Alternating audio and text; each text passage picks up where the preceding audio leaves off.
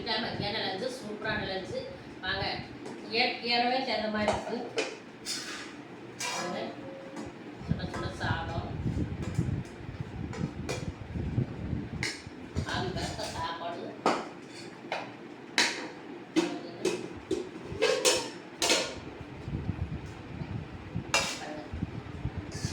Doctor எல்லாத்திட்டும் யாருக்கு கேட்டாலுமே வந்து சுண்டக்காய் சாப்பிடுவாங்க. சுண்டக்காய் உடம்புக்கு அவ்வளோ நல்லது.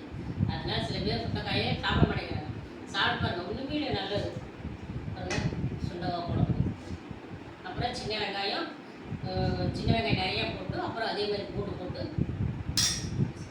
சுண்டக்காய் வத்த குழம்பு. அப்புறம் பார்த்தீங்கன்னா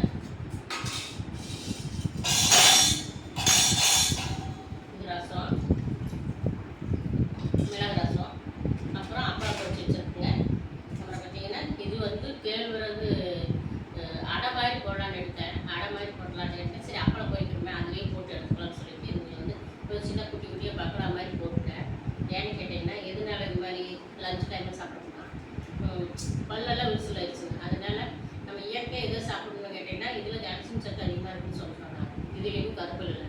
அதனால இதில் வந்து ஒரு கொஞ்சோண்டு மாவு எடுத்து உப்பு போட்டு கொஞ்சம் மிளகாத்தூள், ஒரே ஒரு பச்சை மிளகா, கருவேப்பிலை, ஏன்னா கொத்தமல்லி தலை எங்கிட்ட, அப்புறம் இதெல்லாம் பேசிச்சு கொஞ்சம் ஒரு ஸ்பூன் பச்சரிசி மாவு கலந்து பக்கடா மாதிரி போட்டுட்டேன். இது வந்து இது இயற்கையாக உடம்புல வந்து கால்சியம் சத்து நமக்கு கிடைக்கும். ஓகே ஃப்ரெண்ட்ஸ், நம்ம வீட்டில் இன்றைக்கி வந்து எல்லாம் வந்து உடம்புக்கு ரொம்ப என்ன நல்லதோ அதை தான் பார்த்து சமைச்சிட்டு இருக்கிறோம்.